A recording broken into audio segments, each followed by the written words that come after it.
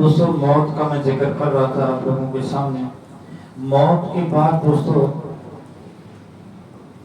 دوسری جو منزل ہے وہ ہے دوستوں ہماری قبر.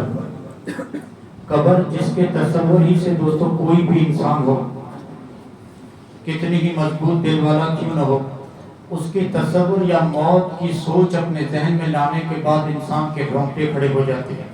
اور محمد رسول اللہ صلی اللہ علیہ وسلم نے قبر کے بارے میں یہاں تک فرمایا, آپ نے فرمایا کہ یہ انسان کی ایسی منزل ہے کہ انسان اگر اس میں کامیاب نہ ہو سکا تو بعد کی منزلیں اس کے لیے بہت سخت ہیں. اس لیے حضرت عثمان غنی رضی اللہ تعالیٰ عنہ کے بارے میں آتا ہے کہ جب وہ قبر پر کھڑے ہوتے تو اتنا روتے کہ ان کے آنسوں سے ان کی داڑھی مبارک تر ہو جاتی. لوگ ان سے پوچھتے کہ عثمان, موت کا ذکر سننے کے بعد, جہنم و جنت کا ذکر سننے کے بعد اتنا اثر تمہارے چہرے پر ہم اتنا نہیں دیکھتے جتنا قبر پر کھڑے ہو کے تمہارے چہرے کو ہم اثر دیکھتے ہیں. حضرت عثمان نے ان کے جواب میں کہا کہ ان القبر اول منازل الاخرہ, کہ قبر انسان کی آخرت کی منزلوں میں سے پہلی منزل ہے. فإن نجا منه فما بعده ايسر منه, اگر انسان اس میں کامیاب ہو گیا تو بعد کی منزلیں بہت آسان. وإن لم ينج منه فما بعده اشد منه, اگر انسان اس میں کامیاب نہ ہو سکا تو بعد کی اس کی منزلیں بہت ہی زیادہ سخت ہیں. دوستو قبر کے بارے میں آپ نے ایک چیز ضرور سنی ہوگی کہ قبر میں انسان کو رکھتے ہی قبر میت کو دبوچتی ہے, انسان کو دبوچتی ہے. اس کے بارے میں مثال کے طور پر حضرت سعد بن معاذ جو محمد رسول اللہ صلی اللہ علیہ وسلم کی جلیل القدر صحابی ہیں, دوستوں ان کی مثال دے کر میں آپ لوگوں کو سمجھانا چاہتا ہوں کہ انسان نیک ہو یا برا, لیکن پہلی مرتبہ ہر انسان کو, ہر میت کو قبر دبوچتی ہے. سعد بن معاذ کے بارے میں محمد رسول اللہ صلی اللہ علیہ وسلم نے فرمایا تھا کہ جب ان کی روح ان کی جسم سے نکلی تھی تحرک لہ العرش, اللہ رب العالمین کا عرش بھی جنبش میں آ گیا تھا. اور آپ نے فرمایا کہ فتحت لہ ابواب السماء, جب سعد کی روح کو فرشتے آسمان کی طرف لے جانے لگے تو اللہ رب العالمین نے صرف سعد کی روح کے استقبال کے لیے آسمان کے سارے دروازے کھول دیے تھے. وَشَهِدَهُ 70 أَلْفًا مِنَ الْمَلَائِكَةِ, اور سعد کے جنازے میں 70,000 فرشتے آئے تھے. سعد کی نماز جنازہ آپ لوگوں کے ساتھ پڑھنے کے لیے 70,000 فرشتے بھی شامل تھے. اور پھر جب صحابہ نے سعد بن معاذ کی چارپائی کو, ان کے صندوق کو جب کندھا دے کے اٹھایا ہے تو روایات میں آتا ہے کہ سعد بن معاذ کا بھی پہلوان تھے, بھاری بھرکم جسم کے مالک تھے, تو صحابہ نے ان کو طاقت کے ساتھ اٹھایا. لیکن صحابہ کہتے ہیں کہ ہم حیران اور ششدر رہ گئے کہ سعد کی چارپائی میں, ان کے جنازے میں کوئی وزن ہی نہیں ہے. محمد رسول اللہ صلی اللہ علیہ وسلم نے اس وقت صحابہ سے کہا کہ تم لوگوں نے حقیقت میں صرف چارپائی کو اٹھایا ہے, دیکھا جائے تو سعد کو فرشتوں نے کندھا دے کے رکھا ہے.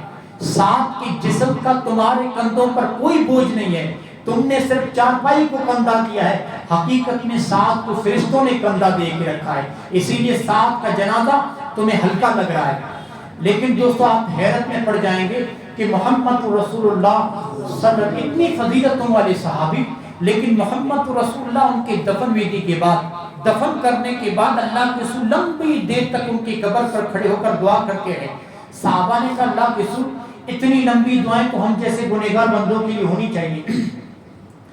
سعد کی آپ نے اتنی فضیلتیں بتائی اور پھر ان کی قبر پر آپ اتنی لمبی دیر تک دعا کر رہے ہیں. محمد رسول اللہ صلی اللہ علیہ وسلم نے فرمایا تمہیں کیا معلوم قبر کے بارے میں, جیسے ہی ہم نے سعد کے جسم کو قبر کے اندر رکھا, بھائی حقیقی روایت ہے کہ قضایت علیہ قبرہ, کہ قبر نے سعد کو ایسا دبوچا کہ حتی سارق الشعر, سعد کا پورا جسم پس کر, بال کیسا ہوتا ہے انسان کے سر کا بال, بالکل بال کی طرح کر دیا ان کو قبر میں, ایسا دبوچا قبر میں. آپ دیکھیے ان کی روح کے استقبال کے اللہ نے آسمان کے دروازے کھولے, 70,000 فرشتوں نے ان کی نماز جنازہ پڑھی, ان کے جنازے کو کندھا دینے والے فرشتے ہیں. ہاں اللہ کا عرش جنبش میں آ گئے, اتنے نیک صحابی, لیکن محمد رسول اللہ نے فرمایا کہ ان کو قبر نے ایسا دبوچا کہ حتی سارق الشعر, 7 پس کر بال ہو گئے, بالکل بال کی طرح. پھر آپ نے فرمایا کہ میں ان کی قبر پر کھڑے ہو کر دعا کرتا رہا حتی فرجان، میری اس دعا کی وجہ سے اللہ نے ان کی قبر کو کھول دیا۔ اما عائشہ رضی اللہ تعالیٰ عنہ کہتی ہیں کہ محمد رسول اللہ صلی اللہ علیہ وسلم اس حدیث کو بیان کرنے کے بعد، حضرت سعد بن معاذ کی یہ رودات بیان کرنے کے بعد کہتے ہیں کہ ان للقبر زقتۃ لو نجا منها لنجا منها سعد بن معاذ۔ آپ نے فرمایا کہ لوگوں، کائنات کے لوگوں، یاد رکھو کہ قبر میں جیسی ہی تم کو رکھا جائے گا تو سب سے پہلے جب تمہیں مٹی دی جاتی ہے فوراً قبر تمہیں دبوچتی ہے، قبر تمہیں دبوچتی ہے۔ اور اللہ کے رسول نے فرمایا بس فرق یہ ہے کہ مومن کو بس ایک مرتبہ دبوچتی ہے، پھر اس کے لیے فراخ کر دی جاتی ہے، اور کافر کو قیامت تک یہ دبوچتی رہے گی۔ یاد رکھیے دوستو، قبر کی یہ ہولناکی، قبر کی دوستو یہ 13 تاریخ کوٹری، اس کے لیے دوستو ہمیں تیاری کرنی ہے۔ محمد رسول اللہ صلی اللہ علیہ وسلم نے حضرت سعد بن معاذ کی یہ رودات صحابہ کے سامنے رکھی۔ دوستو اس سے کوئی بچنے والا نہیں۔ ایک اور چیز دوستو آپ نے سنی اس قبر کے بارے میں کہ رکھتے ہی لوگوں کی، محمد رسول اللہ صلی اللہ علیہ وسلم نے فرمایا کہ انسان کی روح کب آ جاتی ہے معلوم ہے؟ اس کے جسم میں واپس آسمان کی طرف فرشتے روح نکال کر جاتے ہیں۔ اگر نیک ہے تو علیین میں اس کی کتاب کو لکھ دیا جاتا ہے، اگر برا ہے تو پھر پھینک دیا جاتا ہے، سجین میں اس کی کتاب اس کی روح آ جاتی ہے۔ لیکن یاد رکھیے کہ محمد رسول اللہ صلی اللہ علیہ وسلم نے فرمایا کہ جیسے ہی تم نے 3 لپ مٹی کی ڈالے، جیسے ہی تم نے 3 مٹھی مٹی کی ڈالے اور تم واپس اپنی گھروں کو پلٹتے ہو، محمد رسول اللہ نے فرمایا روح آ چکی ہے، وہ تمہارے قدموں کی آہٹ بھی سن رہا ہے، وہ تمہارے قدموں کی آہٹ بھی سن رہا ہے۔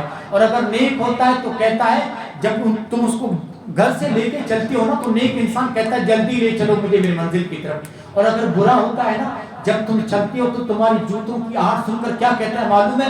مجھے کہاں چھوڑ کر جا رہے ہو؟ اسے معلوم ہے کہ یہ اب یہ کوٹری، یہ عذاب کا گڑھا میرے لیے، یہ قبر کا یہ گڑھا میرے لیے عذاب کا گڑھا بننے والا ہے۔ وہ جانتا ہے اس بات کو، اس لیے کہتا ہے کہ مجھے کہاں چھوڑ کے جا رہے ہو۔ دوستو اس وقت کے لمحے میں اگر سکون پانا چاہتے ہو تو یہ آباد کر لو، جس نیکی پر تم قائم ہونا اس نیکی پر مرتے دم تک دوستو قائم رہیے۔ محمد رسول اللہ صلی اللہ علیہ وسلم نے فرمایا اب تم نے جس کو دفن کیا ہے، تم نے مٹی دے کر تم چل دیا اپنے گھروں کی طرف، فوراً ایک فرشتہ جس کا ایک نام منکر اور دوسرے کا نام نکیر ہے فوراً اسے اٹھا کے بٹھاتے ہیں۔ نیک ہے تو سکون کے ساتھ، اطمینان کے ساتھ اسے اٹھا کے بٹھاتے اور کہتے ہیں اب سوال و جواب کے لیے تیار ہو جاؤ، پہلے یہ بتاؤ کہ تم کس حالت میں تھے۔ میں آپ لوگوں سے پوچھتا ہوں، لوگوں تھوڑی دیر کے لیے آپ یہ مت سوچئے کہ ہم مسجد میں ہیں، تھوڑی دیر کے لیے سوچئے کہ یہ قبر ہے اور ہم لوگوں سے سوال ہو رہا ہے۔ ہو سکتا ہے دوستو آپ کے دلوں کی کائنات بدل جائے۔ محمد رسول اللہ صلی اللہ علیہ وسلم نے فرمایا مرنے والے سے فرشتے پوچھتے کس حالت میں تھا؟ نیک ہے تو کہتا میں اسلام کی حالت میں تھا۔ دوسرا سوال وہ کون شخص ہے جسے تمہاری طرف نبی بنا کے بھیجا گیا؟ وہ کہتا ہے محمد رسول اللہ صلی اللہ علیہ وسلم تھے، ہم نے آپ کی تصدیق کی، جو بھی باتیں آپ نے بتائی ہم نے اس کی پیروی کی۔ پھر اس سے پوچھا جاتا ہے کیا تم نے اللہ کو دیکھا ہے؟ وہ کہتا ہے اللہ کو ہم کیسے دیکھ سکتے ہیں، یہ تو کسی کے شایع نشان نہیں کہ وہ اللہ کو دیکھے۔ اللہ کے رسول نے فرمایا پھر جنت کی طرف ایک جہنم کی طرف چھوٹا سا سراغ کیا جاتا ہے، وہ جہنم کی طرف دیکھتا ہے، اس کے شعلے ایک دوسرے کو کھا رہے ہوتے ہیں۔ فرشتے کہتے ہیں یہ دیکھ اللہ نے جہنم سے تم کو بچا لیا ہے، یہ ہے جہنم جس کو تم دیکھ رہے ہو۔ اور پھر جنت کی طرف چھوٹا سا سراغ کیا جاتا ہے، وہ جنت کی نعمتوں اور اس کی شادابیوں کو دیکھتا ہے۔ فرشتے کہتے ہیں یہ تمہارا ٹھکانہ ہے، کیوں؟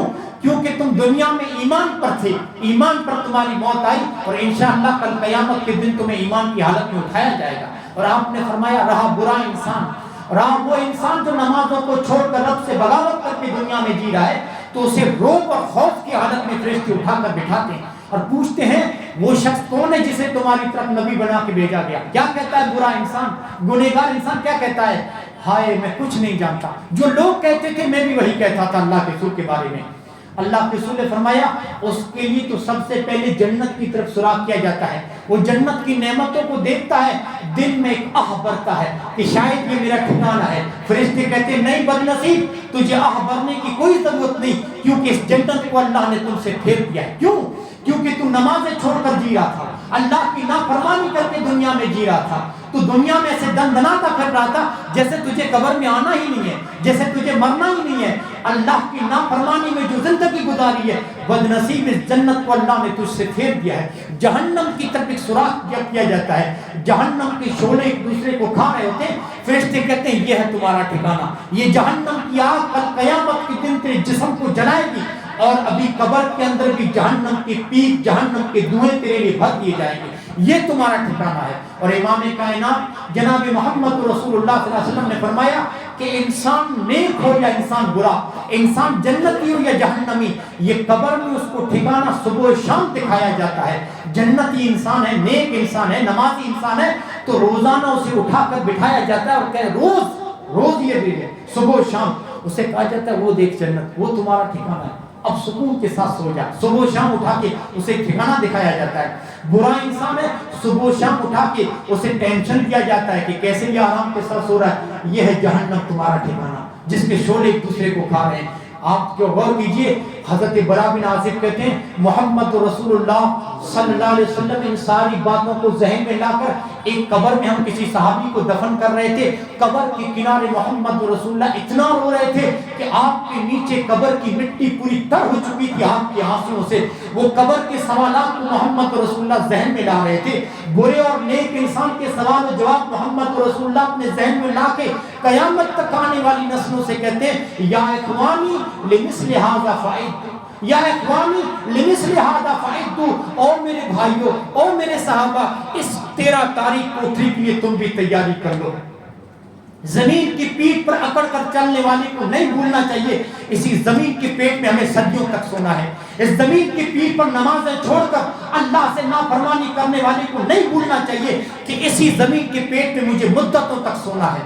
ہاں اب یہ 13 تاریخ اٹھی، یہ زمین کا گڑھا، ہاں ہم نے کیا دیکھا کہ 3-4 لوگ اس مٹی کے نیچے اتر کر زمین کیا ایک میت کو نیچے اتارتے ہیں، لیکن یہ گڑھا نا دوستو کتنے انچ کا یہ گڑھا ہوتا ہے؟ یہ گڑھا واللہ کہتا ہوں نیک آدمی کے لیے جنت کی کیاری بننے والا ہے، اور وہی گڑھا اگر بے نمازی انسان ہے، نمازوں کو چھوڑ کر برا انسان ہے، تو پھر یہ دوستو آپ کے لیے قبر کا گڑھا بنے، یہ عذاب کا گڑھا بننے والا ہے، عذاب کا گڑھا بننے والا ہے۔ اس لیے محمد رسول اللہ رو رہے تھے، رو اس لیے رہے تھے کہ یہ عبرت کی جگہ ہے، یہاں ہنسی ٹھٹھا کرنے کی جگہ نہیں ہے، یہ عبرت کی جگہ ہے۔ اسی لیے محمد رسول اللہ بار بار جنت البقیع میں جایا کرتے تھے، اور اپنی امت کو بھی آپ نے پیغام دیا کہ قبروں پر آیا کرو، اس قبر کی 13 تاریخ کوٹری یہ تمہیں آخرت یاد دلاتی ہے، یہ تمہیں تمہارے انجام کو یاد دلاتی ہے، اور اللہ کے رسول کا یہ کہنا کہ اس کے لیے تم تیاری کر لو، مطلب یہ ہے کہ دوستو موت کے بعد کی جو زندگی قبر، اس کے لیے تیاری کرنی ہے۔ اور اس کے لیے تیاری کیا ہے؟ یہ جو 4 سجدے آپ نے کیے نا عصر کی نماز کے 4 رکعتیں، یہ اس کی تیاری ہے۔ یہ روزہ جو آپ رکھ کر حلال چیزوں کو جو آپ نے چھوڑا ہے رب العالمین کی رضامندی کے لیے، یہ ہے دوستو قبر کی تیاری۔ آپ نے دوستو قرآن مجید کی تلاوت جو رمضان میں کر رہے ہیں، یہ ہے دوستو قبر کی تیاری۔ اور صبح و شام مسجد میں جو آپ کے ذکر و اذکار ہیں، یہ ہے جنت کی تیاری۔ اور آپ دوستو ظہر کی نماز پڑھنے تک آپ مسجد میں جو آرام کر رہے تھے، کیونکہ ہمیں عصر کی نماز پڑھنی ہے، اپنے جسم کو سستا لینے کے بعد یہ آپ کا آرام کرنا بھی عبادت تھا۔ مسجد میں آپ کا تھوڑی دیر کے لیے گفتگو کرنا کہ ہمیں عصر کی نماز پڑھنا ہے، انتظار جو آپ نے عصر کی نماز کا کیا ہے، اللہ کی قسم یہ قبر کی تیاری ہے۔ مسجدوں سے آپ کا جو دل لگ گیا رمضان کے مہینے میں، جو عبادات میں آپ بڑھ چڑھ کر حصہ لے رہے ہیں، یہ ہے دوستو اس قبر کی دوستو 4-5 انچ کے دوستو گڑھے کی تیاری ہے۔ آپ سے میں دوستو ایک ہی درخواست کرتا ہوں کہ اس عبادت کو، اس نیکی کے کام کو جاری رکھیں جب تک آپ کے جسم میں سانسوں کی آمد و رفت ہے، جاری رکھیے اس چیز کو، مت چھوڑیے۔ اللہ رب العالمین سے دعا کرتا ہوں اے اللہ قبر کے لمحے ہمارے لیے آسان کر دینا، موت کے لمحے آسان کر دینا۔ السلام علیکم ورحمۃ اللہ۔